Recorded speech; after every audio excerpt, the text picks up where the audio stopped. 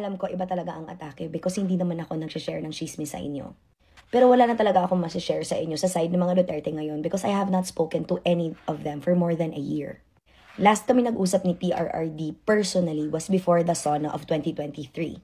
That was the time when I told him that I would stay in the side of the government because that's what I promised that I would do. Kaya ang sinabi niya sa akin, Jam, ang away na to, hindi ka naman talaga kasali. The away of politicians is very trivial because us politicians come and go. You should not be loyal to any of us. You should be loyal to the Filipino people. I've made so many videos about it. Nakakapagod at nakakatawa talaga ang mga taong toxic. Gusto niyo na lang naman akong magsalita kasi gusto niyo at expected niyo na i-defend ko ang mga gawain ng mga Duterte. How can I defend something I don't agree with? Diba? Yan nga ba ang sinasabi ko? Dati sinasabihan niyo ko, ang ingay-ingay ko about sa mga Duterte na ang toxic ko. I don't want to be the type of person that is toxic now. Nag-iiba talaga ang priorities ng mga tao.